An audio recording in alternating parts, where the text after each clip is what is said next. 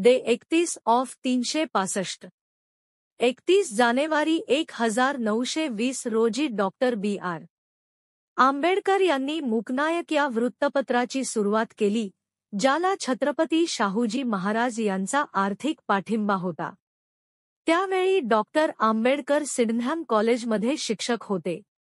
त्यांनी पांडुरंग भाटकर यांना संपादक आणि ज्ञानदेव घोलप यांना व्यवस्थापक म्हणून नेमले.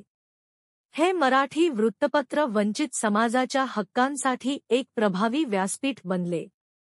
पहिल्याच अंकात डॉक्टर आंबेडकर यांनी हिंदू समाजातील कठोर जातीय संरचनेची टीका करून परिवर्तनाची गरज व्यक्त केली.